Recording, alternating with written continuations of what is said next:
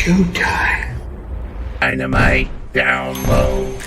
Dynamite download, your home for all positive coverage with all elite wrestling. Oh, you guys, positive energy. This reality, like, it is me. Like, Who let this guy in here? This is what pro wrestling's supposed to feel like. I'm saying I have a better record than Kenny Omega and Samoa Joe, and now I'm going to have to wrestle them. I've never seen someone able to break down, like, wrestling like he does. I said, Mariah May. She said, who? Because I'm so driven, and I'm so moved to like what I want to do. Versus Brian Keith match. It's awesome. That's so cool. You got, like, these creepy ass dudes. Oldest ride, longest line. I was like deep diving into like cults. My real story does connect with a lot of people. I never say never about anything. Back to do an interview with those guys. You know why? Because they spread positivity about AEW. Welcome to Dynamite Download.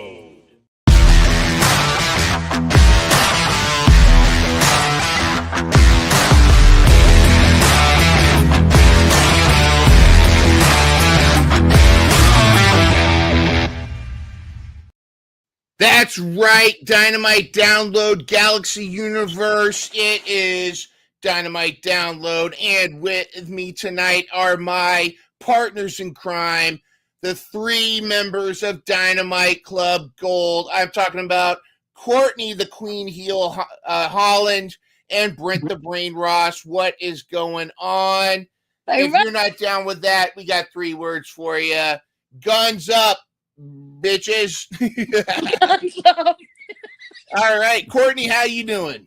I'm hanging in there, man. I'm hanging in there. I'm still riding a high from NASCAR this past weekend. So very nice, very nice. She's got the NASCAR high. And Brent, what's up, my brother? What's up, my friend? How's it going?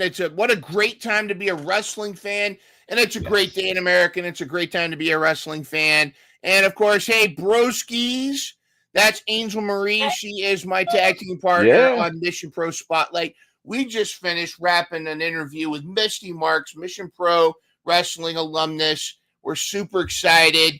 And of course, Full Tilt Deb is in the chat. Hello, Full Tilt Deb. And DDG, I guess that's Dynamite, something else gold, or, very good. All good. But we got a lot to talk about, a lot to cover. There's a lot of cool stuff going on with this past Dynamite, and we might even trickle in a little Collision to go over. But first, we do have to talk about,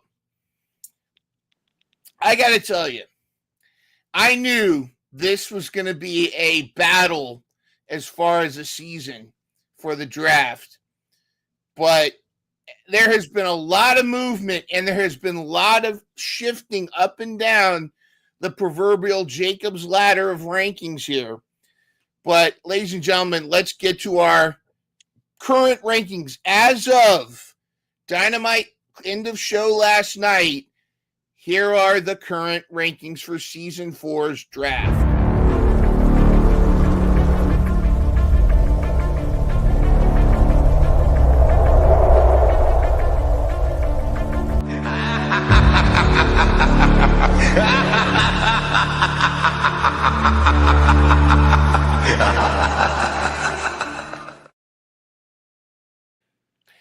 As you can see, it looks like it's cut off. I don't know. Maybe we'll try a different version here. But don't mean to cut off Full Tilt Deb and everybody. But there it is. The rankings are correct. Oh, BR is in the chat. What's up, BR Raz? Good to see you. Raz. And I'll try to see if I can fix this a different way. But as you can see, the rankings are continuing to move up. At the bottom, Bobby at 13, which I those of you that know some of the Rampage spoilers, that may or may not change. But also we have Courtney at 14, Cray at 15, Steven at 16, Full Tilt Deb at 17, Brian at 19, SBD and the Brain tied at 21. And then the King is at the top at 28. Now, I've got to check my karma because I don't want to brag too much because there is still anybody's game at this point. That 28 looks nice, but anything can happen. I mean, when you just look at the numbers, 1 point difference from Bobby all the way up to Full Tilt Deb, then there's just a 2-point jump, 2-point jump. They're tied for second. Anything can happen. Brent, your thoughts on this season so far? I'm surprised of how well I'm doing, especially because I picked Bryan Danielson. He was my number one pick, and he had one match and lost. So, I mean, I got a good supporting cast right now. So, especially with Powerhouse Hobbs coming back, which is awesome. So, and I have a couple other people that look like they might be coming back here shortly. So my numbers could be, but I could also go down because, other people coming in. But I'm feeling pretty good. That's awesome. And yeah, I think Powerhouse Hobbs gave you that little bit of edge to jump onto 21 right there. Yeah. I thought that was pretty good. So, and again, anything can happen to me. What's interesting too, if looking back at the points, Mark Quinn has been my number one as part of Private Party. If I was able to secure Isaiah Cassidy, I think this whole thing would be over. But it didn't happen. However, we are getting very close to Full Gear, and there are some new prospects, some returns, and some debuts that could really bring some points on the board. Courtney, you're at 14, but I don't know how you feel, but I do not think you are any way out of this contention at all. Anything can happen. What are you thinking? I'm thinking my team is strong. A lot of my wrestlers got hurt, and that's unfortunate, but they will be back soon. And let me tell you who's tearing up the house on my team. There's a certain Murder Hawk or Murder Bird, as Danhausen calls him, Lance Archer. So please continue to push this man to the moon and back, baby. To the moon and back. It has been fantastic watching this team. Yep. What do you think of the Murder Machine? I'm loving that tag team right now. I just love the Murder Machine. They have great in-ring chemistry. I don't know if you boys noticed that or not, but you kind of have to have chemistry to be a team. So I think it's going to take time for them to get their full chemistry, but they have been phenomenal. Love to see it. I don't know who do you think is going to stop them. Of course, we're going to talk about them a little bit later, but let's get right into it because we got a lot of stuff happened last night on Dynamite. A lot of stuff going on, but let's get to the opening of the show. Let's talk about the opening of the show with the Hurt Syndicate. I guess instead of the Hurt Business. Wait a minute. What is this? Do we have ourselves a super chat? I think it's time for us to debut our super chat party. Oh my God, is that a private chat party?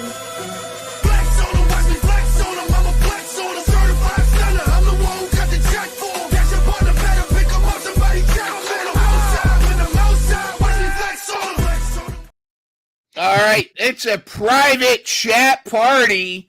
Thank you, Full Tilt Deb, for the private chat party.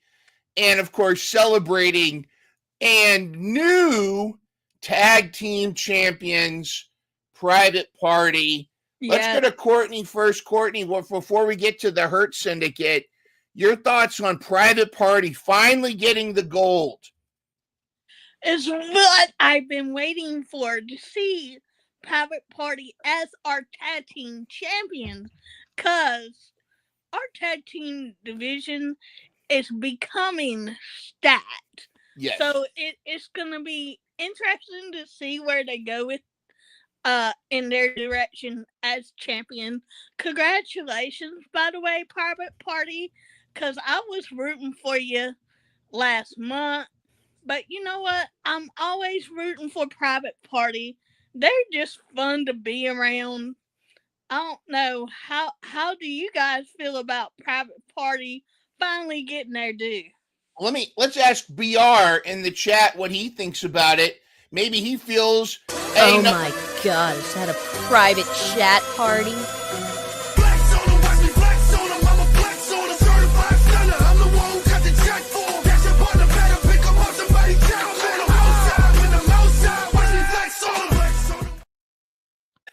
Thank you, BR, for the private chat party.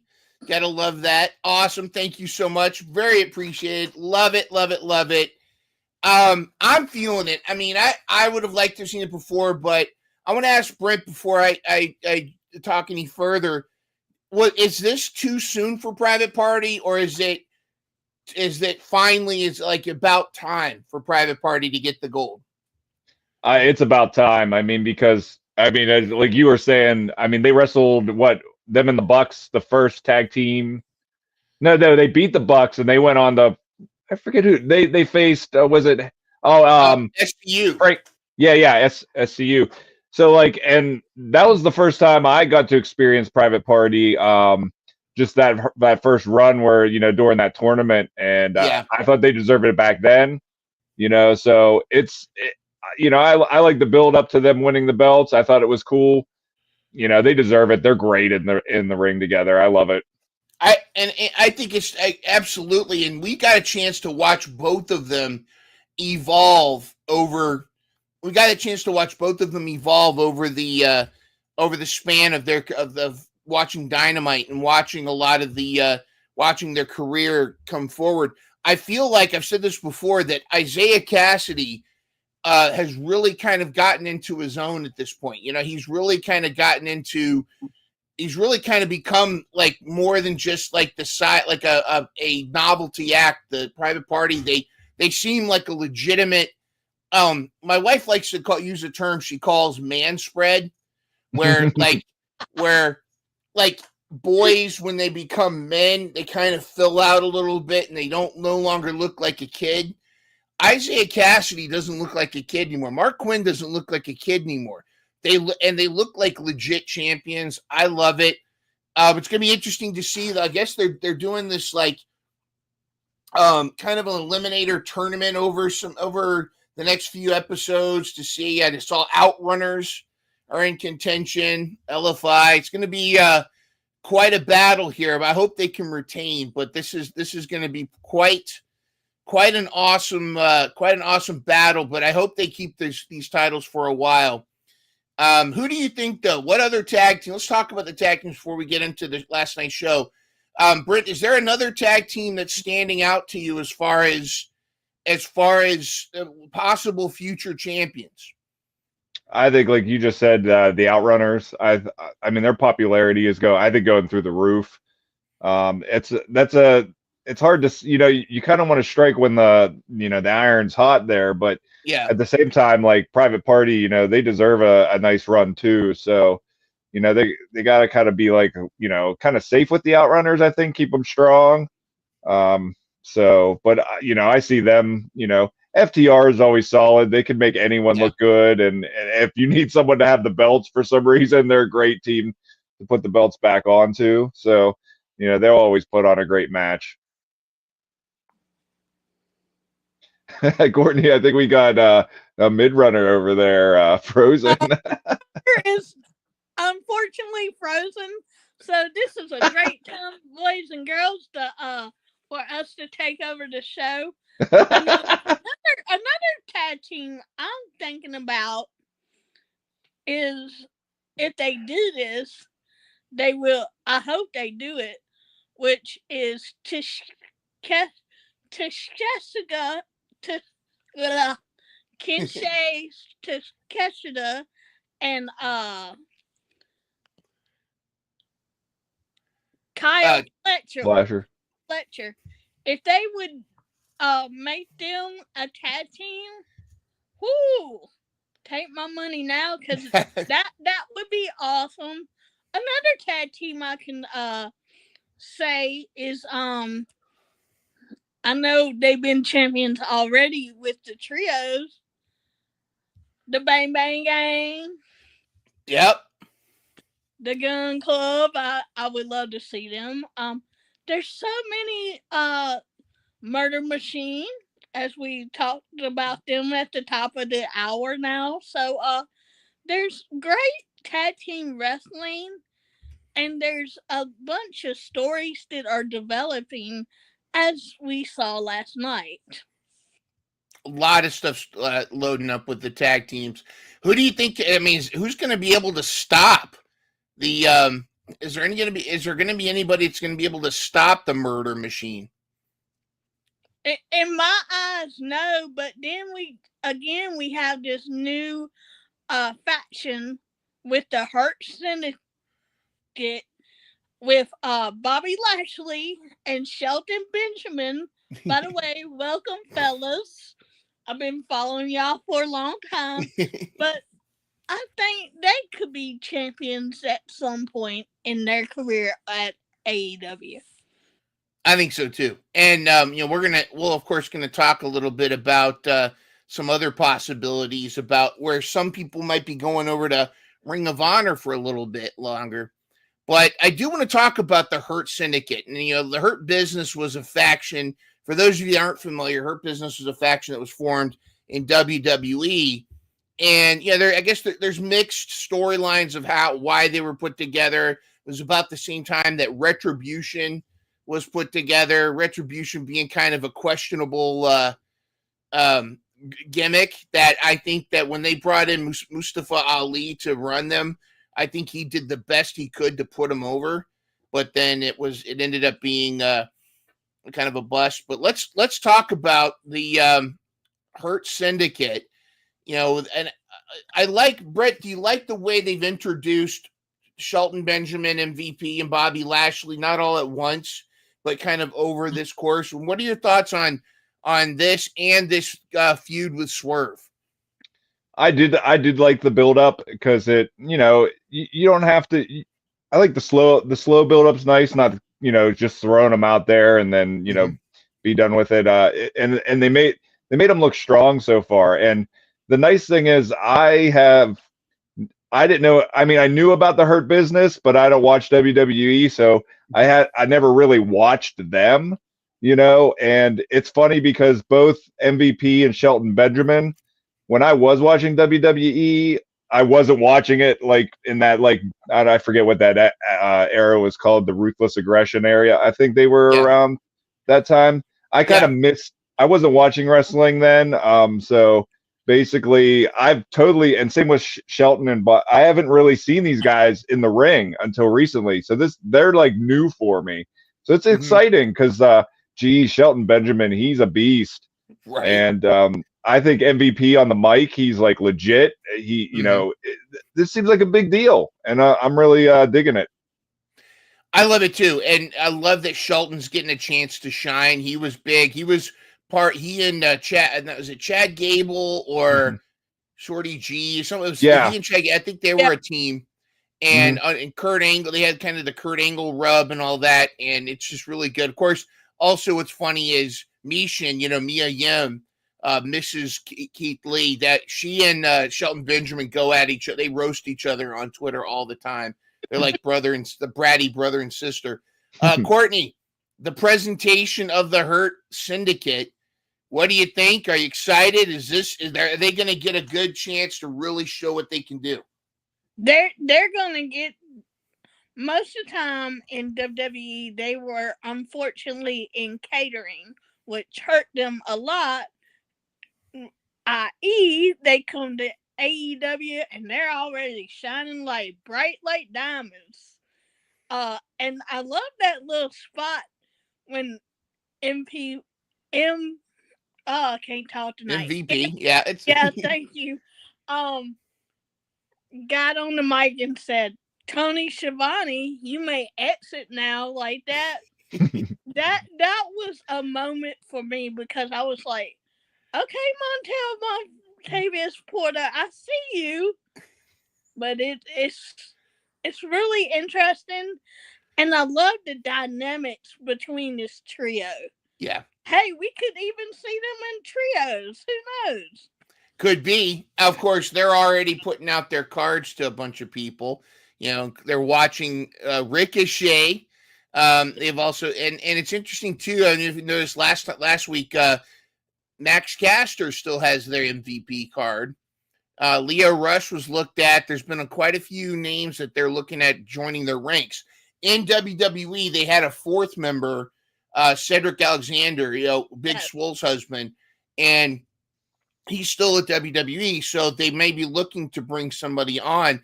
I think, this is outside the box, I want to know what your thoughts are.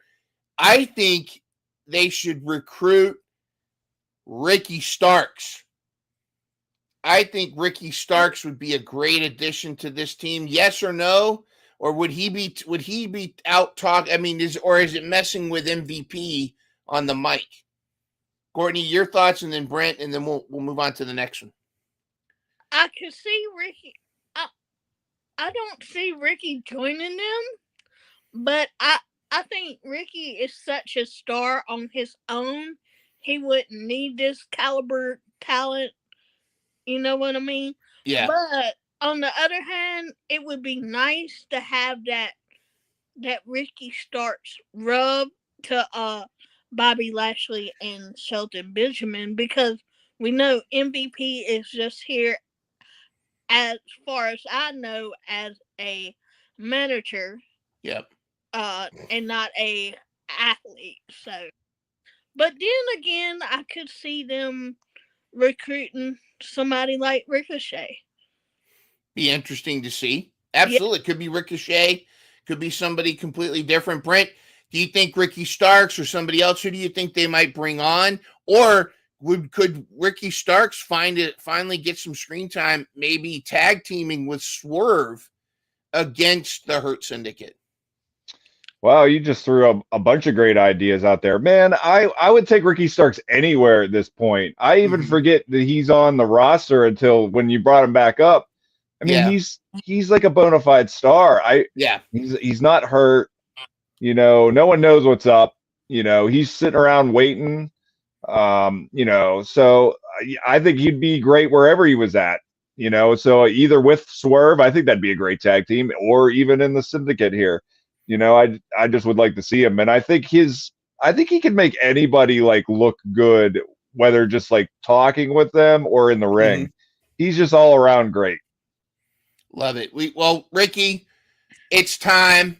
The Revolution should be televised, so let's get you back on TV. So let's talk about the opening contest, which was had a controversial ending. Let's talk a little bit about Orange Cassidy, Darby Allin versus Claudio and Pac. First of all, the new music for the officially named Death Riders is their new team. They're no longer the BCC. They're now officially called the Death Riders, which name after Moxley's finisher.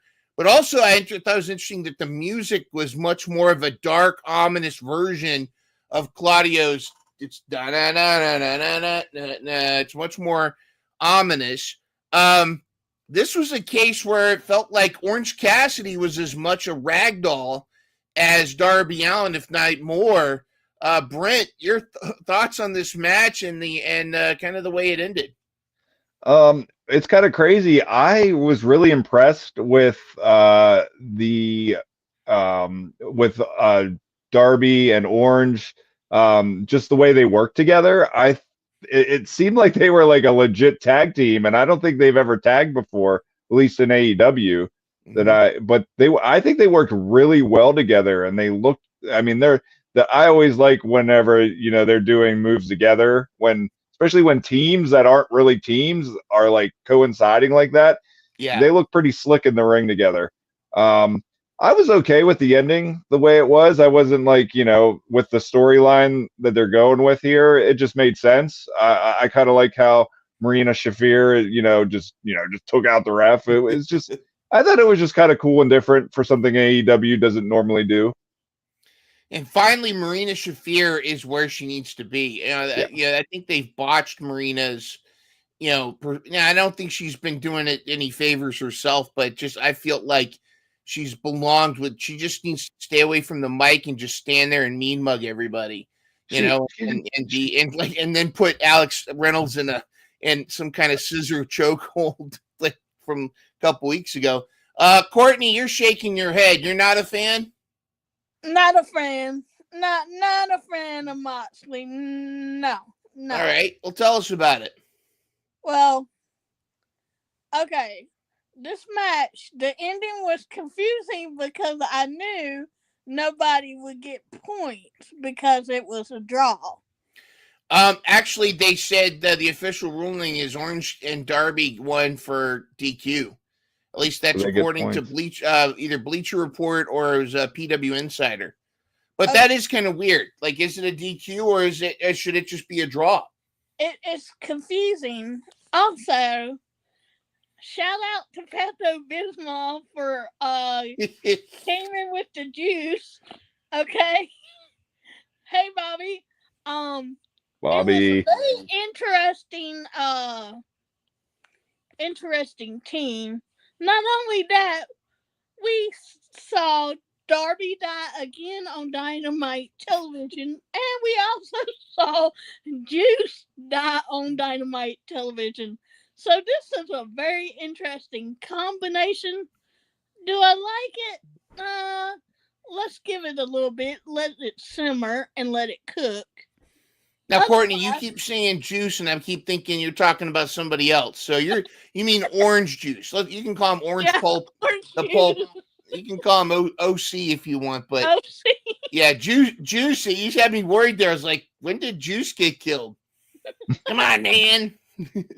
Hey, but it was an interesting match all in all. Pot and Claudio make a good team, but Death Riders, I'm not riding that ride with y'all.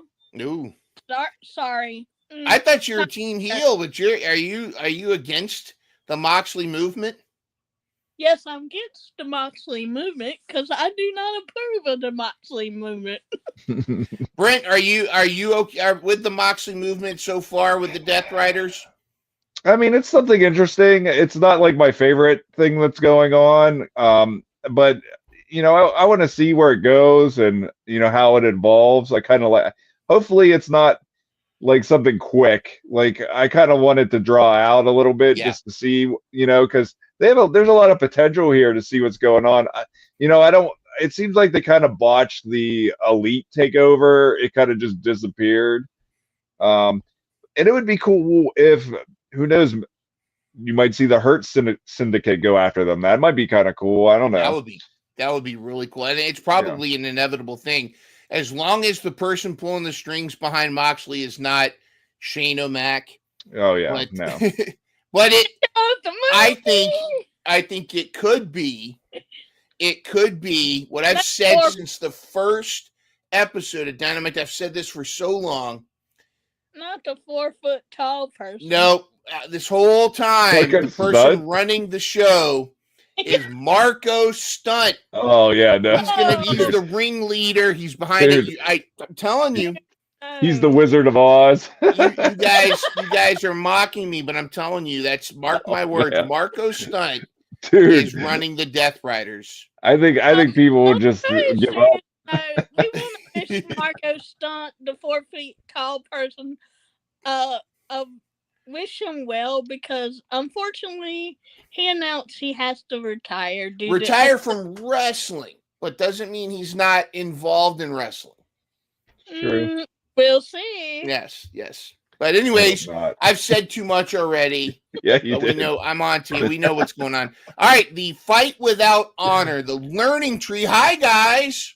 Bye, guys. And the conglomeration.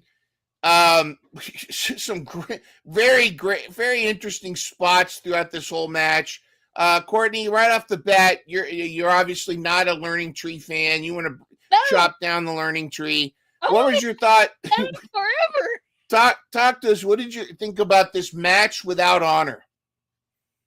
The Leaning Tree. Oh, hi! It's the Leaning Tree. I was saying that the whole match. It's the Leaning Tree.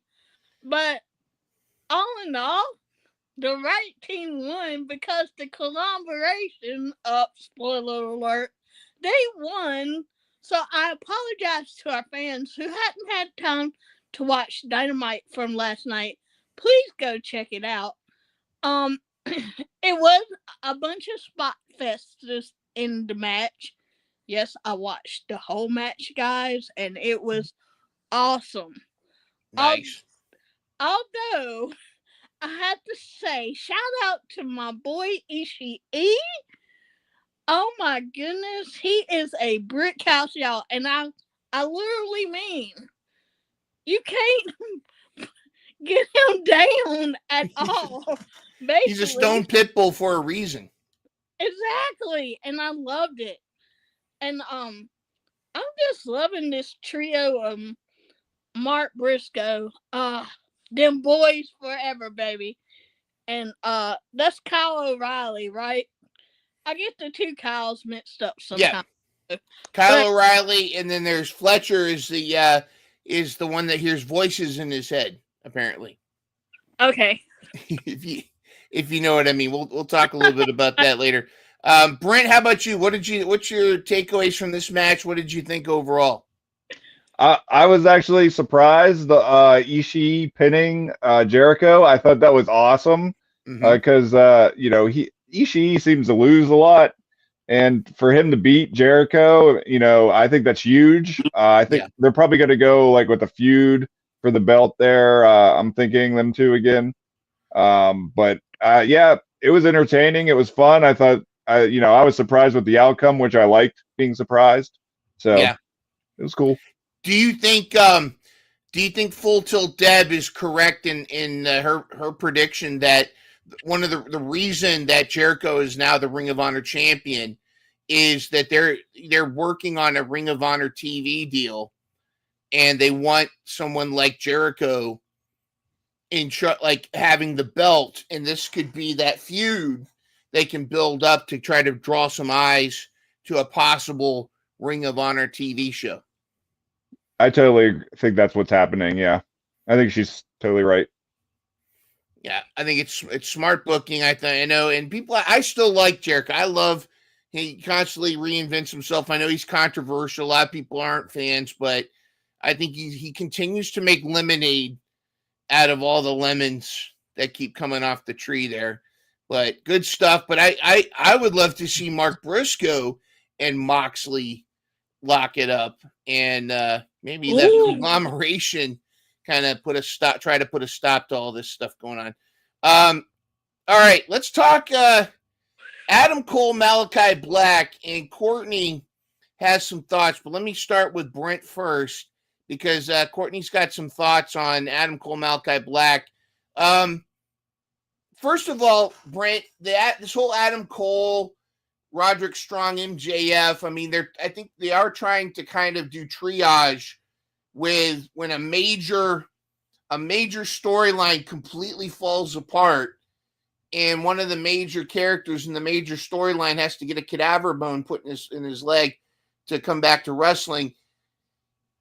Are you feeling it with the Undisputed Kingdom and this whole feud and how they're going through the House of Black like they are, Brent? Well, your thoughts? I mean, I don't want to influence you either way, but is this okay? Is this good? Is this kind of working for you?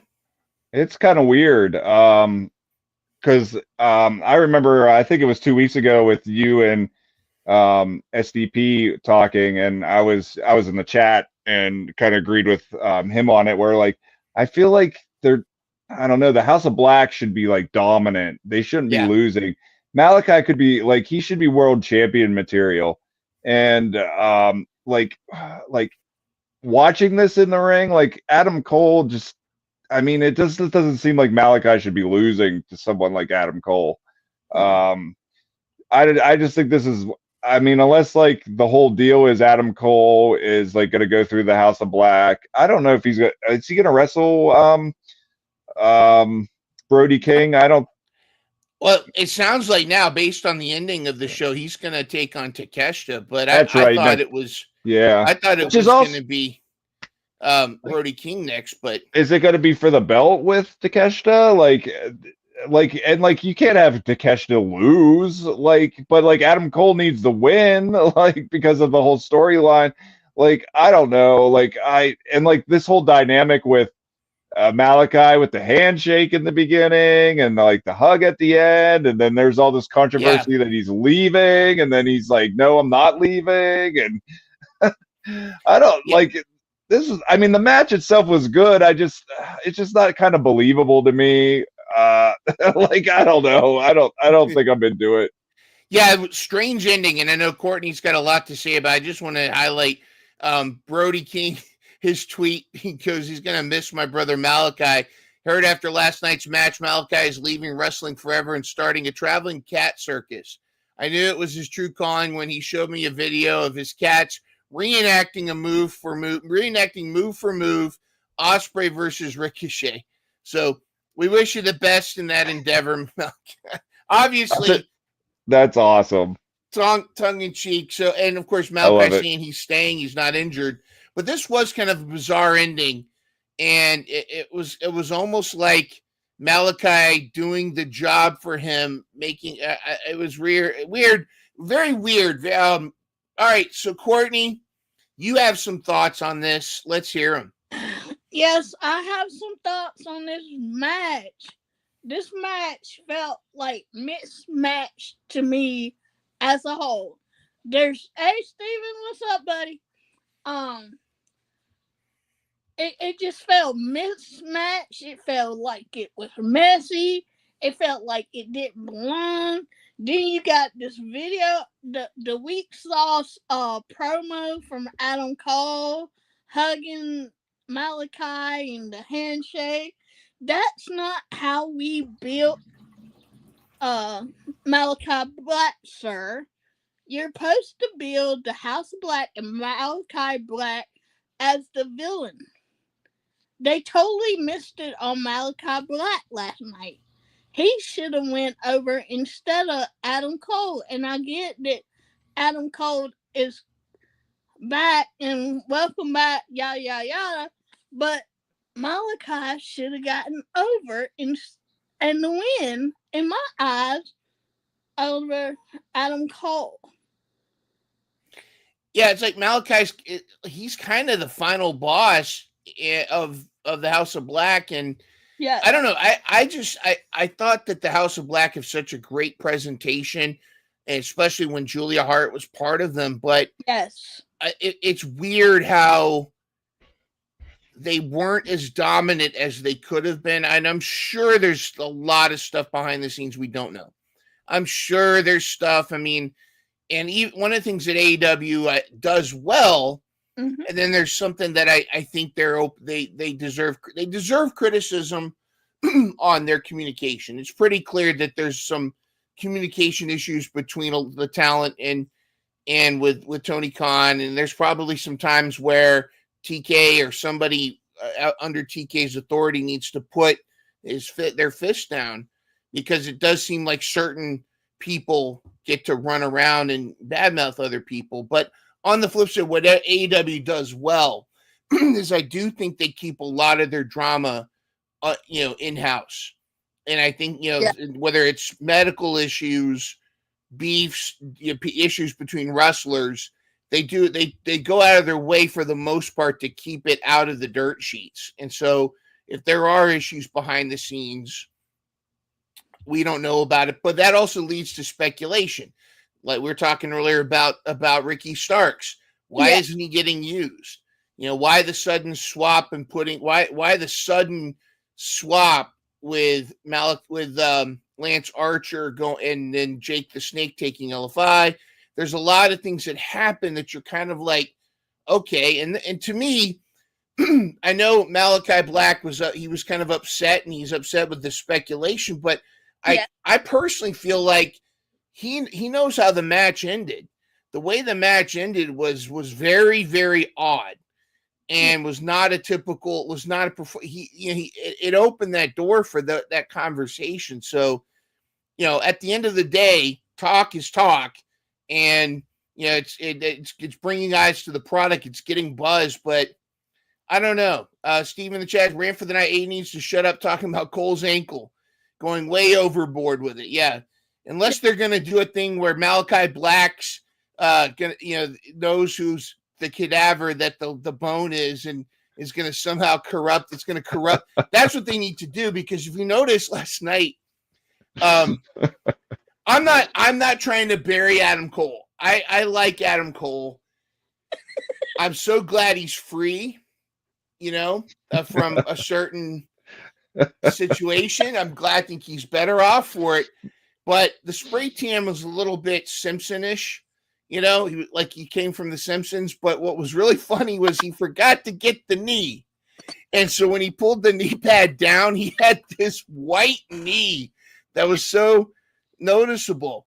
So I think they need to run with this and make this a work. That's the leg where the cadaver bone has been put in, just like Malachi's eye and Julia Hart's eye.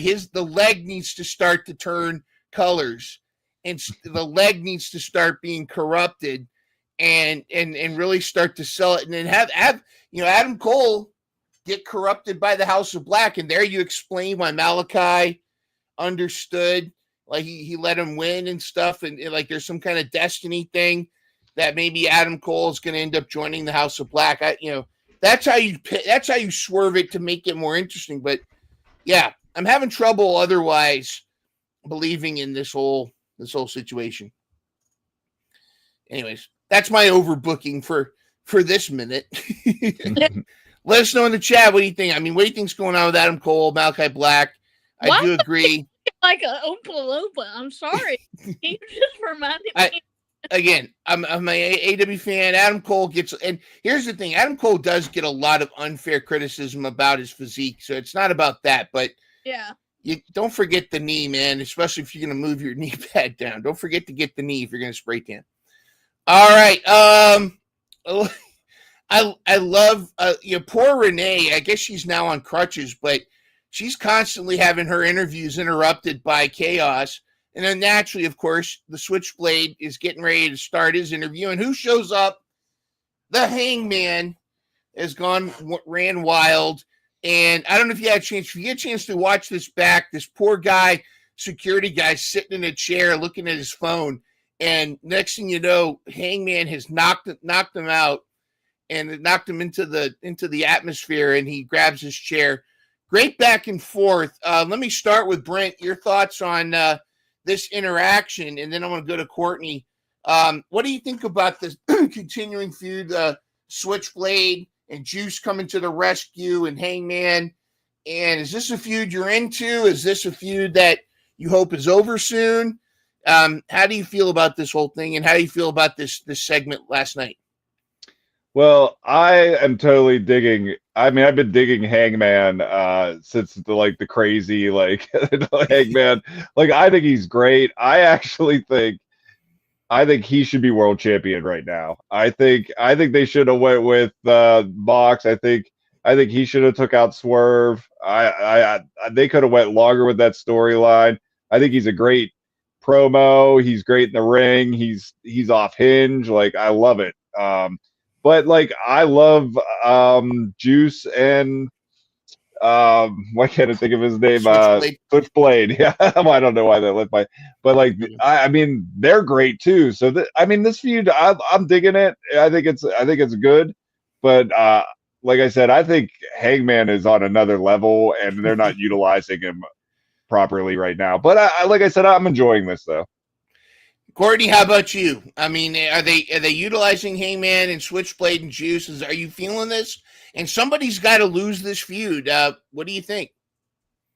I am feeling this. I am down with this feud. I am loving unhingedness of Hangman, Adam Page. Okay, and yes, the Switchblade is nothing but incredible.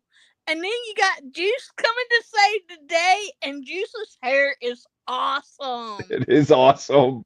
It is awesome. Yeah. I love when Juice pees on lifts his leg like he's peeing on him. I mean, that's tremendous. And of course, Juice. I mean, can you imagine Juice and Tony Storm? That household has got to be just insane. And Bobby, yes, Jay White's on his team, absolutely. Well, we're going to take a break for a second because we are tuning in. The elite Dukes of Dynamite are on their yacht, special yacht in parts unknown. But SBD would be remiss if he did not tune in and add his own hot take for the evening. So, ladies and gentlemen, let's pause the multiverse and hear from EVP, Duke of Dynamite himself, SPD.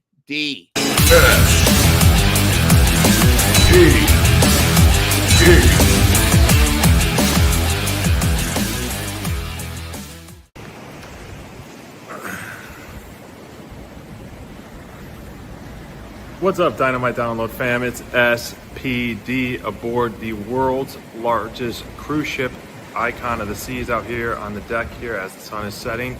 I miss everyone. I can't wait to be back in the saddle next week on Thursday and see you all and talk all things AEW. I just wanted to provide a high seas hot take. And so this is the high seas hot take since I'm sitting in the middle of the ocean at the moment. And I know you all will be talking about this because there's big moments to close out Dynamite, and I got to be able to catch up a little bit, is our guy, Powerhouse Hobbs. And I really feel like this is going to be his breakout moment over the next few months. And I know his rise to stardom and all that has been great, from starting from the TNT Championship to being part of the Don Callis family. And then the unfortunate injury that he had in the last match we saw him versus Moxley, and he was getting so close to the top. And now that he is back on Team SPD / Team Babyface, I think this is it. This is where AEW is so filled with awesome heels. You need that Superman savior. So I feel like Hobbs is going to be that guy. He looks like $1 million. He's doing such great stuff in the ring, and to align himself with one of the best wrestlers, if not the best wrestler in the world, with Will by God Ospreay, I think is going to do himself tenfold of greatness. And it's going to be such an exciting ride for Hobbs. And this is going to spark a conversation for you all. I want you guys to all have a great conversation about Hobbs, and just because it's it's fun to watch where he's came to where he's at. And I think the biggest thing we're going to see, like I mentioned, is this is it for Hobbs. This is where he's going to climb the ladder of success and be near the top of the food chain and really be one of the few AEW saviors when they start to team up and go against the Moxley group. So miss you all. I can't wait to see you all soon, and enjoy the show, everyone. Hope you have a great show, mine and everyone with the Dynamite Club Gold. See you soon. All right. Thank you, SPD. Hope you make it back very soon. We are going to go back and talk about a couple of the earlier matches. We definitely have to talk about the women's match, but let's jump right to it. The main event. It was Konosuke Takeshita, Kyle Fletcher versus Ricochet and a mystery partner. Ricochet announces he did some digging. He found out that a certain person's contract with the Callis family ran out in Excalibur, with the nice little clerical error comment, which was a little throwback to, I don't know if you remember, The Rock and Vince McMahon, where there was an accidental non-renewal of The Rock's contract. You look it up, it's kind of funny, but really cool, because who was Ricochet's tag team partner was none other than Powerhouse Hobbs. Powerhouse Hobbs, looking like $1 million. This is the best I've seen Hobbs. I mean, this is he was in his zone. I agree. I think he's it's awesome to see Powerhouse Hobbs back, as Bobby says. I like babyface Powerhouse Hobbs. The pop that he got was tremendous, and just starting off the whole thing. Courtney, your thoughts on Hobbs and the match and the aftermath, and then going to Brent. What do you think about Hobbs? Where do you see him going? And is it time to strap a rocket to this guy? Well, I absolutely missed Hobbs. We here at Dynamite Club Gold, we love Powerhouse Hobbs. I am beyond words happy to see him back. Unfortunately, I went to bed early last night, so I didn't get to see the chaos after this match. But at least y'all know I watched Dynamite. Yeah. Very good. Very good. What did you think of the match, though? And what did you think of Ricochet and Hobbs working as a tandem? I like this tandem, actually. I could see this team being a tag team. It's not mismatch. It's almost like they gel really well, really fast. So I like to see more of Ricochet and Hobbs. We could either call it Ricka Hobbs. There you go. Or power shot. We'll come up with it's work in progress. Yes. I did like it how they worked the spot where Ricochet got on Hobbs' shoulders. I mean, that kind of stuff. I mean, that's true. That's shades of back when Swerve would jump off of Keith Lee's chest. You know, I mean, that's the kind of stuff I could see that working together. And then, of course, the aftermath. Brent, your thoughts on the match and then the aftermath? Oh, geez. I thought the match was great. I mean, I think it's kind of cool sometimes when you have tag teams like this where you got like a high flyer, and like a powerhouse guy. Mm-hmm. You know, I think they worked very well together. It was a surprise to see Powerhouse. I mean, Powerhouse is one of my favorite AEW guys. I mean, I got to cut a promo on him in real life, and I've got to meet him several times, and he always remembers who I am. So it's pretty awesome. But Powerhouse is great. Yeah, this was cool because there's all kind of directions this can go with. Yeah, you know, and they're kind of intertwining like everybody into the at the end here. So it was kind of neat to see where they're going to go with this. But geez, I think Powerhouse, world champion material. He's amazing.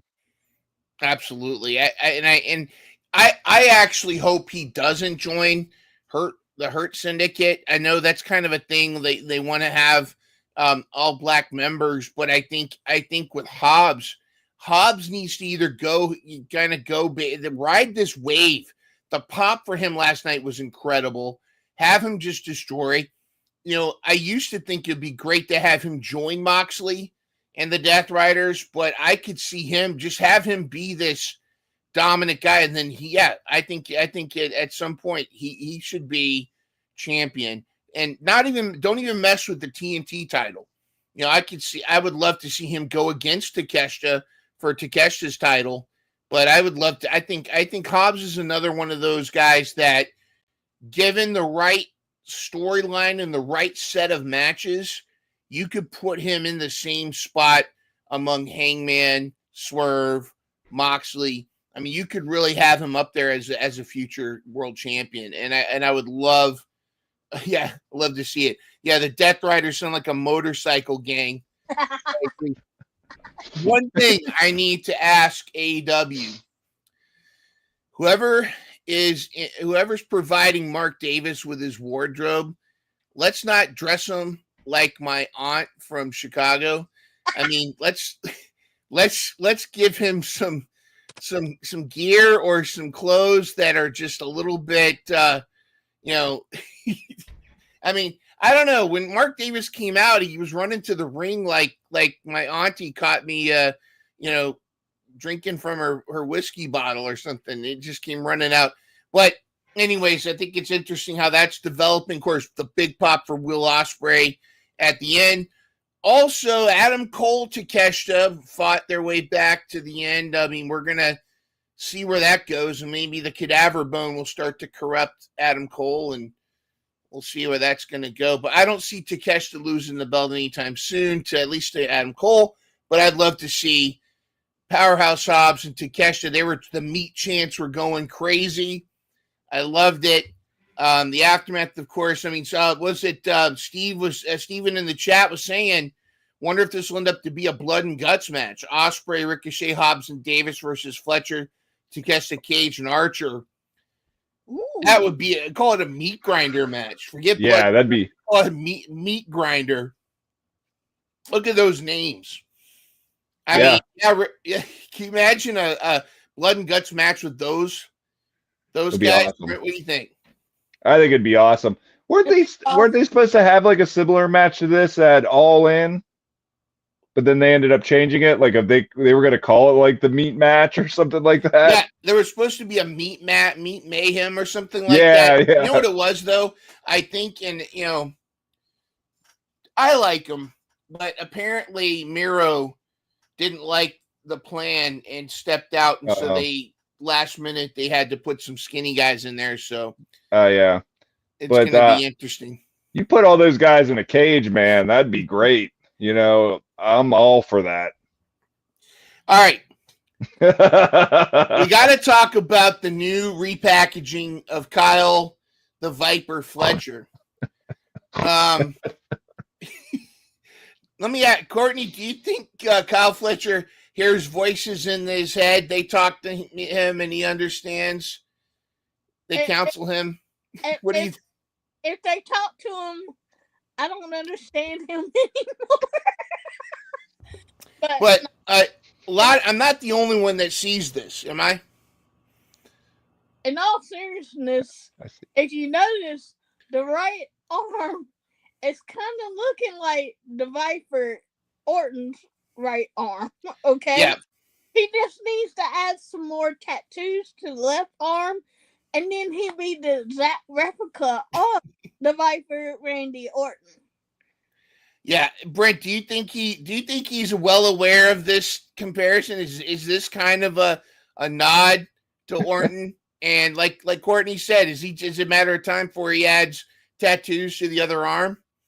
Yeah, I think he's working on his sleeves, definitely. Yeah, I mean, unless it's like in his subconscious that it was so like into Randy Orton that he didn't realize he's Randy Orton now. What's Fletcher's fate? He needs to come up with the KFO from out of nowhere. And the announcers have got to start having fun with this. They got to start making those comments. Oh, Kyle Fletcher from out of nowhere. Man, if they did, that'd be great. And that like in some of the promos, they got to start calling him the Viper. Yeah. I mean, I'm not mad at it. No. Here's the thing. I'm not mad at it. I actually think this is an upgrade. Courtney, what do you think?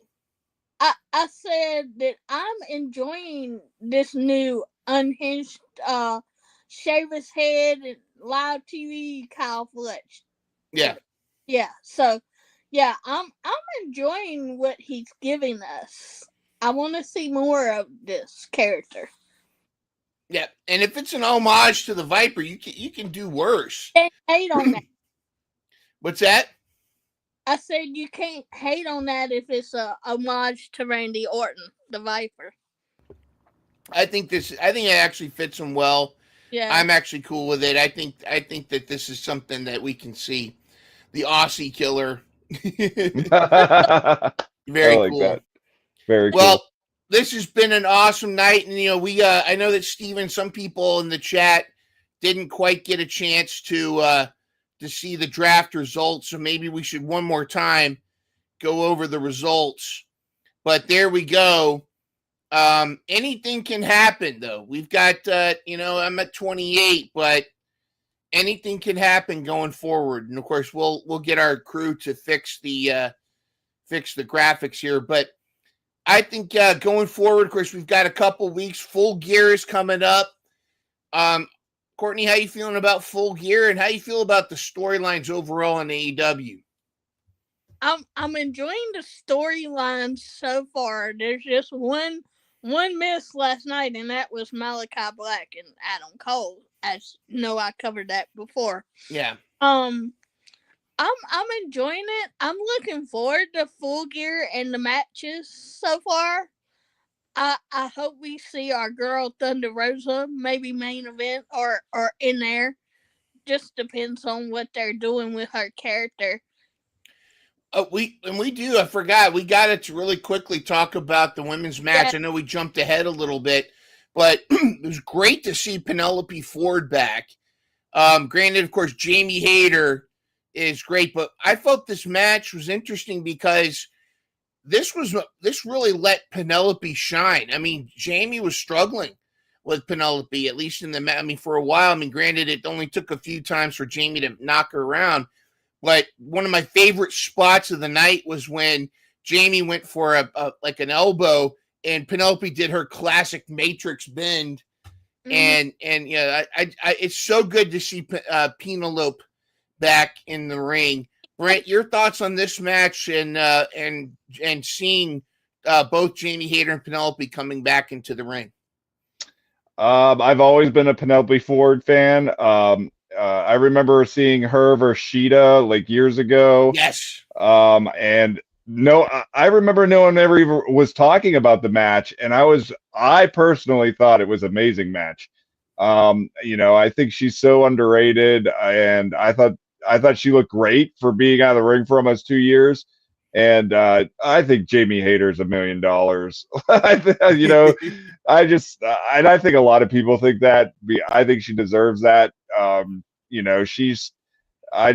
like the new at first I was thrown off with the kind of like Daphne look going on. But I like it, and she's amazing in the ring. So this match, I think before the last match, this was probably my favorite match of the night because I just liked it so much. Penelope's so great. I mean, she's gorgeous, but she's also great. She's another one of those that's she's great to watch in the ring. She does those gymnastic spots and those bendable things. She's got a spine like Rio, where she could do that bend kind of thing. But she also does something that I think is something a lot of people miss. She's like Swerve, where she can really emote. Like when she does a lot of this, like, oh, what's the matter, Jamie? She does, and like when she's in trouble, she can make that face. And I think that's something that's really valuable. Courtney, you jazzed about these two ladies? I'm jazzed about these two ladies, and yes, I would love to see this match again because this match was amazing.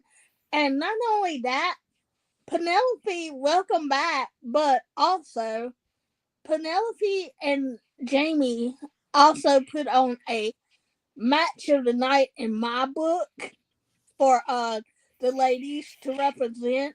That was awesome what they did. I love the gymnastics from Penelope and Jamie. Like, how could you hate her? But I love these two ladies. I wish them all the best. I want to see them both as a champion in the future. And Penelope Ford is available after Full Gear when we add our 3 to the draft, Till Deb's telling me to shut up. Yeah, shut up, Mom. We didn't get a chance to really talk about this segment much. I just want to highlight that Kip Sabian is now part of the patriarchy, and the look on Nick Wayne's face here, I just think is tremendous. I really think that's. Anytime Christian's music hits, we're in for some great mic work. But we're gonna cut it off for the night. But super excited. Thanks again for everybody that dropped in a super chat. Thank you, Full Tilt Deb, for the super chat, and thank you, the Rat Brian BR Raz for the super chat. Don't forget, hey, sign up. It's very cheap. It's less than a cup of coffee. It's less than a small order of fries once a month for us. You get exclusive emotes. You also get to drop a super chat or a super sticker. Let us know. And of course, if you get to see the special made super chat parties and tonight's new edition. Oh my God, is that a private chat party?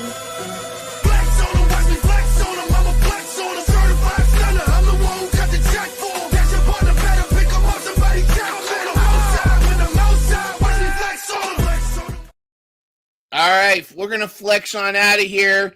On behalf of Brent the Brain, Courtney the Queen Heel, Full Tilt Deb, everybody in the chat, this is Mind Runner, and we'll see you next time. Have a great week, everybody.